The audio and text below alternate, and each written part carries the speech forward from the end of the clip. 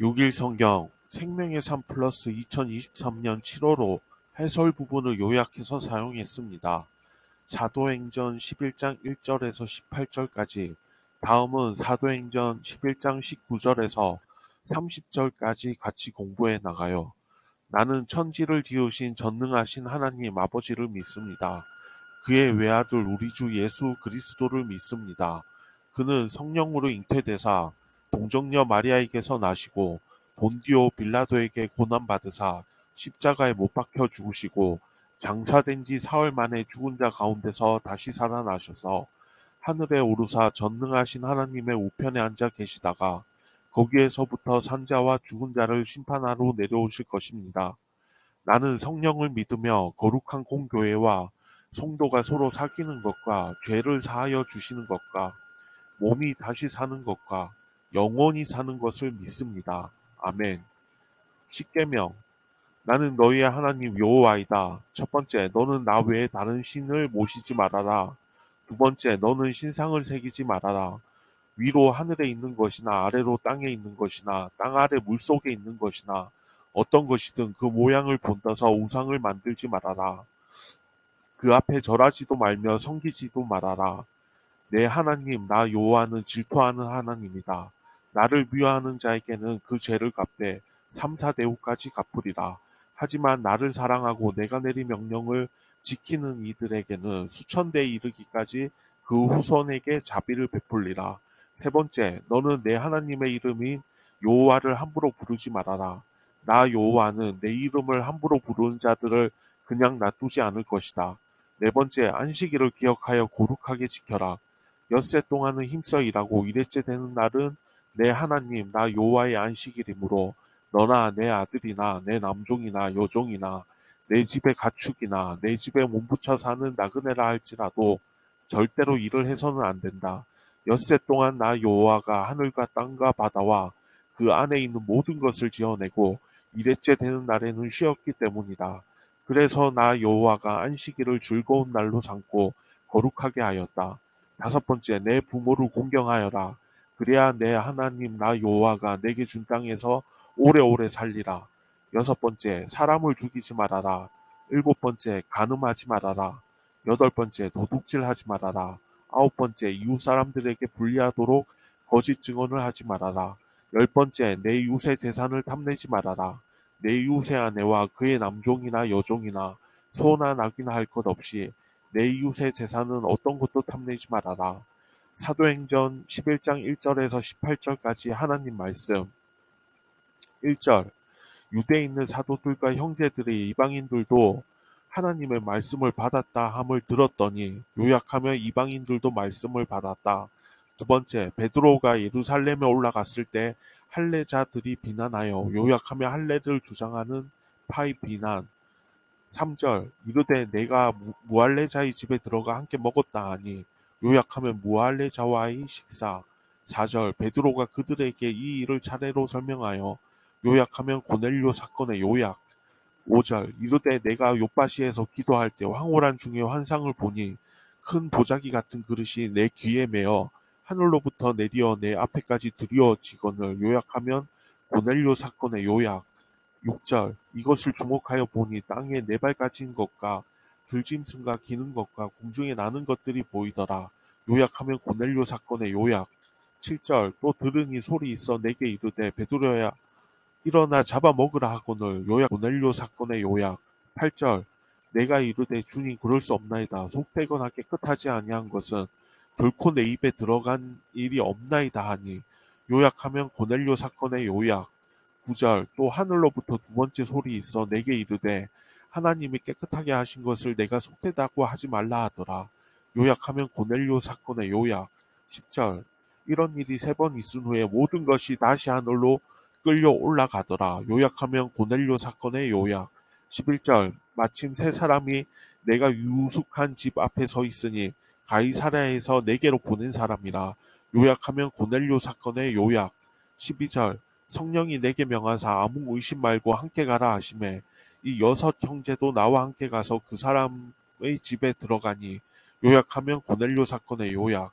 13절, 그가 우리에게 말하기를 천사가 내 집에 서서 말하되 내가 사람을 요바에 보내어 베드로라 하는 시몬을 정하라. 요약하면 고넬료 사건의 요약. 14절 그가 너와 내 온 집이 구원받을 말씀을 내게 이르리라 함을 보았다 하거늘. 요약하면 고넬료 사건의 요약. 15절 내가 말을 시작할 때 성령이 그들에게 임하시기를 처음 우리에게 하신 것과 같이 하는지라. 요약하면 고넬료 사건의 요약. 16절 내가 주의 말씀에 요한은 물로 세례를 베풀었으나 너희는 성령으로 세례를 받으리라 하신 것이 생각났노라. 요약하면 내가 누구기에. 17절 그런즉 하나님이 우리가 주 예수 그리스도를 믿을 때 주신 것과 같은 선물을 그들에게도 주셨으니 내가 누구이기에 하나님을 능히 맡겠느냐 하더라. 요약하면 내가 누구이기에. 18절 그들이 이 말을 듣고 잠잠하여 하나님께 영광을 돌려 이르되 그러면 하나님께서 이방인에게도 생명 얻는 회개를 주셨도다 하니라. 요약하면 잠잠하고 영광을 돌리라.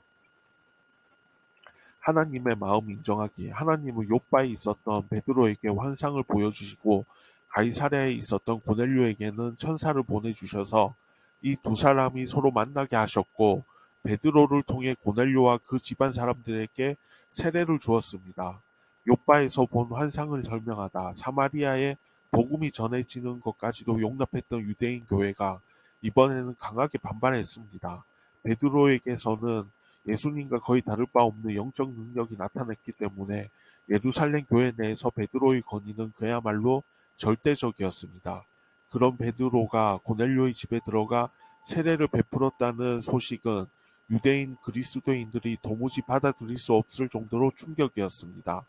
누가는 베드로가 욥바에서 본 환상을 설명했다 정도로 요약하지 않고 이미 기록한 내용을 굳이 다시 썼습니다. 그만큼 이 사건의 중요성이 크기 때문입니다. 베드로는 자기가 욥바에서 경험한 것을 차례대로 설명함으로써 이 사건이 얼마나 큰 의미를 지니는지를 사람에게 알렸습니다. 이 사건은 세상의 여러 문화적 차이에도 불구하고 복음이 온 땅에 퍼질 수 있는 신학적 근거를 마련한 역사적 전환점이라 할 수 있습니다. 이 사건이 없었다면 우리가 예수님을 알고 십자가의 구원을 이룰 수 없었을 것입니다. 가이사랴에서 경험을 요약하다. 베드로는 자신을 포함해 총 7명이 고넬료의 집에 들어갔다며 이 모든 일이 성령의 인도하심으로 이루어졌다고 말합니다. 베드로는 고넬료가 천사의 지시로 자신을 불렀다는 말을 듣고 그에게 이야기를 시작하자 성령께서 처음 우리에게 하신 것과 같이 즉 오순절 때 임하셨던 것 같이 그들에게도 임하셨다고 말합니다.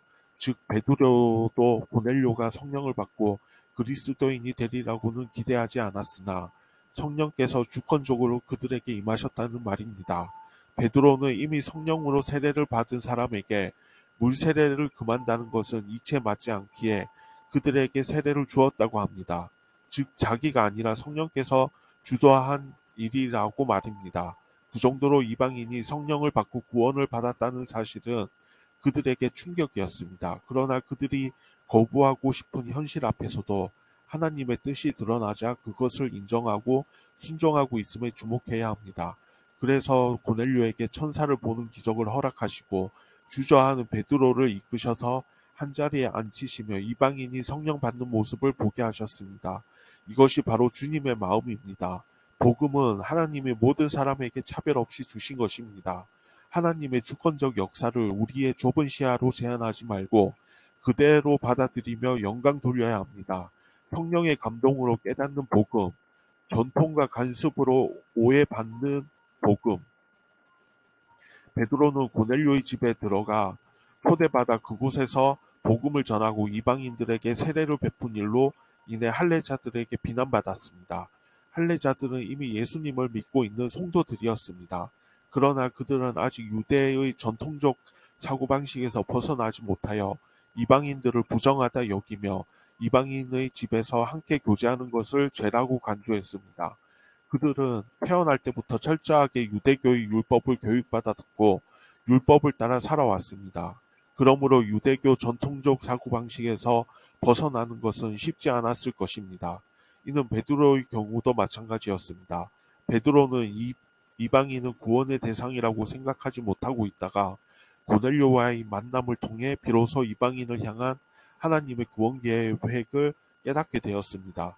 이방인은 하나님의 구원 대상에서 제외되고 오직 아브라함인 자손인 자신들만 구원의 대상이 된다고 믿는 것은 하나님의 말씀을 오해한 결과입니다. 하나님은 아브라함을 부르실 때 이미 땅의 모든 족속이 너로 말미암아 복을 얻을 것이라고 말씀하시므로 모든 민족이 구원하리라 약속하셨습니다. 율법에서도 에돔 사람과 애굽 사람도 유대인으로 편입될 수 있다고 말씀하십니다. 또 이사야 선지자는 하나님의 법을 지키는 이방인들도 만민이 기도하는 집인 하나님 집에 들어올 것을 예언했습니다. 예수님도 이방인들의 믿음을 칭찬하시므로 이방인들도 구원의 대상임을 말씀하셨고 결정적으로 모든 민족을 제자로 삼으라고 명령하시므로 이방인들도 구원의 대상임을 분명히 하셨습니다. 성도는 전통과 간섭이 아니라 하나님 말씀에 근거한 신앙생활을 해야 합니다. 성령의 지혜로 깨닫는 복음.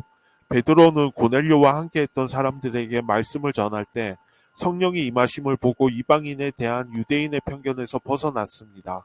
이방인과 교제했다고 베드로를 비난했던 유대인 성도들도 베드로의 말을 듣고는 하나님이 이방인에게도 생명 얻는 회개를 주셨음을 인정하며 하나님께 영광을 돌렸습니다. 너무나 견고한 전통에 사로잡혀 있던 유대인들이 편견에서 해방되어 진리에 이르게 된 것은 쉬운 일이 아닙니다. 많은 유대인은 예수님의 기적을 직접 보고도 편견에 사로잡혀 예수님을 메시아로 받아들이지 못했습니다. 그러나 오순절 성령 강림 이후로 성령을 받은 자들은 성령의 감동을 받음으로 하나님 말씀과 성령의 역사를 받아들일 영적 자원을 갖게 되었습니다. 하나님의 진리 앞에서 우리는 기존의 모든 편견에서 벗어나 말씀에 순종할 수 있습니다.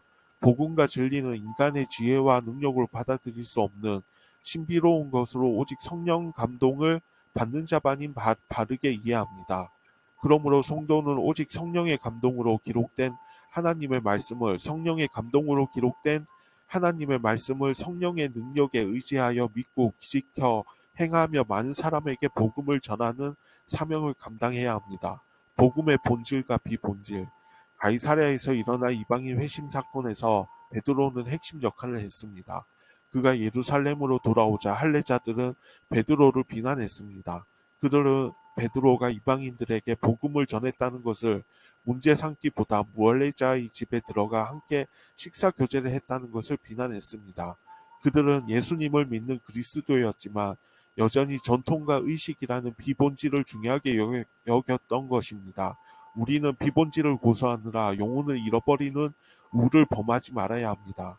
하나님은 정결에 관한 고정관념을 깨뜨리시기 위해 3번의 환상을 보이셨고 고넬료가 보낸 사람들과 동행하도록 성령께서 말씀해 주셨으며 앞으로 일어날 일의 증인이 되어줄 6 형제까지 예비해 주셨다고 합니다. 곧 율법과 간섭보다 성령의 명령과 영원히 더 중요함을 말한 것입니다. 진정 차별과 편견 없이 오직 성령의 능력을 의지함으로 복음을 전하는 증인의 삶을 사시길 바랍니다. 하나님이 절대 주권으로 모든 가정을 이끄셨기에 누구도 거역할 수 없음을 밝힙니다. 오늘날 우리에게 주어진 구원은 하나님이 주권적으로 인도하신 결과입니다. 베드로의 자초지종을 들은 유대 그리스도인들은 잠잠해졌습니다. 나아가 하나님께 영광을 돌리며 이방인에게도 생명 얻는 회개가 주어졌음을 인정했습니다. 우리의 확신과 고집이 복음 전파에 방해가 되어서는 안 됩니다. 1절 이방인들도 말씀을 받았다.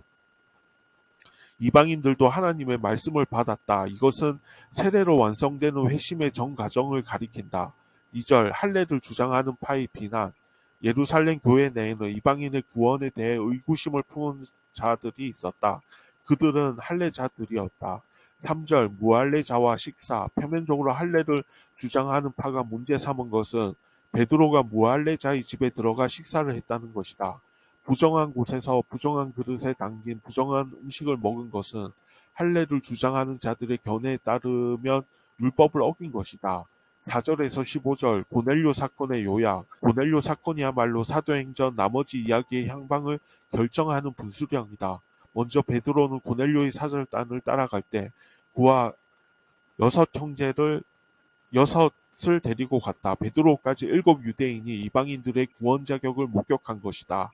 하나 더 있다. 고넬료가 천사에게 들었던 말은 베드로를 청하라는 것밖에 없다. 그런데 베드로가 와서 구원받을 말씀을 전할 것을 고넬료가 알고 있었다. 베드로는 이방인들에게 성령이 임하는 방식이 처음 자기와 제자들에게 일어난 것과 같았다는 점을 재차 강조한다. 16절에서 17절 내가 누구이기에 약속은 오순절에 성취되었고 그것의 외적 표지는 방언이었다. 따라서 고넬료와 그 가족에겐 같은 선물을 주신 것이다.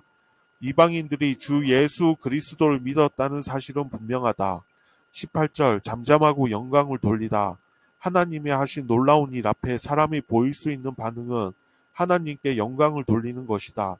그렇다면 하나님이 이방인에게도 생명 얻는 회개를 주셨다. 이런 식으로 결론을 맺었을 수도 있다. 메시지 베드로는 고넬료의 집에 발을 들여놓는 순간 직감했을 것이다. 이방인과 교제가 예루살렘에 알려지면 적지 않은 논란이 일 것이다. 유대인에게 정결 규례는 몫을 걸고 지켜야 하는 가치였고 예루살렘 교회 안에는 메시아 예수에 대한 신앙과 함께 모세 율법을 중시하는 할례를 주장하는 파의 목소리가 강했다. 아니나 다를까 예루살렘에 돌아왔을 때 베드로는 무할레자의 집에서 함께 식사한 일을 해명하라는 요구를 받았다. 고넬료의 집에 며칠 묵는 동안 분명 한 식탁에서 이방인들과 식사하며 교제했다. 그것은 분명 모세 율법의 위반이었다. 무할레자들에게 구원의 말씀을 전하게 하시고 성령을 내리시는 분은 하나님이시다. 무엇보다 유대인 제자들에게 내린 것과 똑같은 성령의 선물을 그들에게 주었다. 그렇다면 하나님은 무할레자들에게도 정결하다는 것을 판결한 것이다. 그들은 성령이 깃드신 무할레자들, 즉 형제자매다. 그래서 베드로는 예루살렘의 형제자매들이 함께 떡을 떼었듯이 그들과 교제하고 함께 식사했다. 베드로 스스로 발상을 전환한 게 아니었다. 하나님이 그렇게 해주셨다. 사도행전 11장 1절에서 18절까지 하나님 말씀. 1절 유대에 있는 사도들과 형제들이 이방인들도 하나님의 말씀을 받았다함을 들었더니 요약하면 이방인들도 말씀을 받았다. 2절 베드로가 예루살렘에 올라갔을 때 할례자들이 비난하여 요약하면 할례를 주장하는 파의 비난. 3절 이르되 내가 무할레자의 집에 들어가 함께 먹었다 하니 요약하면 무할레자와의 식사. 4절 베드로가 그들에게 이 일을 차례로 설명하여 요약하면 고넬료 사건의 요약. 5절 이르되 내가 욥바시에서 기도할 때 황홀한 중에 환상을 보니 큰 보자기 같은 그릇이 내 귀에 매어 하늘로부터 내려 내 앞에까지 두려워지거늘 요약하면 고넬료 사건의 요약. 6절 이것을 주목하여 보니 땅에 네 발 가진 것과 들짐승과 기는 것과 공중에 나는 것들이 보이더라. 요약하면 고넬료 사건의 요약. 7절 또 들으니 소리 있어 내게 이르되 베드로야 일어나 잡아먹으라 하거늘 요약하면 고넬료 사건의 요약. 8절 내가 이르되 주님 그럴 수 없나이다. 속되거나 깨끗하지 아니한 것은 결코 내 입에 들어간 일이 없나이다 하니 요약하면 고넬료 사건의 요약. 9절 또 하늘로부터 두 번째 소리가 있어 내게 이르되 하나님이 깨끗하게 하신 것을 내가 속되다고 하지 말라 하더라. 요약하면 고넬료 사건의 요약. 10절 이런 일이 세 번 있은 후에 모든 것이 다시 하늘로 끌려 올라가더라. 요약하면 고넬료 사건의 요약. 11절 마침 세 사람이 내가 유숙한 집에 서 있으니 가이사랴에서 내게로 보낸 사람이라. 요약하면 고넬료 사건의 요약. 12절 성령이 내게 명하사 아무 의심 말고 함께 가라 하시매 이 여섯 형제도 나와 함께 가서 그 사람의 집에 들어가니 요약하면 고넬료 사건의 요약. 13절 그가 우리에게 말하기를 천사가 내 집에 서서 말하되 내가 사람을 욥바에 보내어 베드로라 하는 시몬을 정하라. 요약하면 고넬료 사건의 요약. 14절 그가 너와 내 온 집이 구원받을 말씀을 내게 이르리라 함을 보았다 하거늘 요약하면 고넬료 사건의 요약. 15절 내가 말을 시작할 때 성령이 그들에게 임하시기를 처음 우리에게 하신 것과 같이 하는지라. 요약하면 고넬료 사건의 요약. 16절 내가 주의 말씀에 요한은 물로 세례를 베풀었으나 너희는 성령으로 세례를 받으리라 하신 것이 생각났노라. 요약하면 내가 누구이기에. 17절 그런즉 하나님이 우리가 주 예수 그리스도를 믿을 때 주신 것과 같은 선물을 그들에게도 주셨으니 내가 누구이기에 하나님을 능히 맡겠느냐 하더라. 내가 누구이기에 18절 그들이 이 말을 듣고 잠잠하여 하나님께 영광을 돌려 이르되 그러면 하나님께서 이방인에게도 생명 얻는 회개를 주셨도다 하니라. 요약하면 잠잠하고 영광을 돌리라. 하늘에 계신 우리 아버지, 아버지의 이름이 거룩히 높임을 받으시며 아버지의 나라가 임하소서. 알았다. 아버지의 뜻이 하늘에서 이루어진 것 같이 땅에서도 이루어지게 하소서. 우리에게 날마다 필요한 양식을 주소서. 우리가 우리에게 죄 지은 자를 용서하였습니다. 우리의 죄를 용서하소서. 우리를 유혹에 빠지지 않게 하시고 악에서 구하소서. 나라와 건세와 영광이 영원토록 아버지의 것입니다. 주 예수 그리스도의 이름으로 기도드립니다. 아멘. 생명의 3 플러스 2023년 7월호 해설 부분을 요약해서 사용했습니다.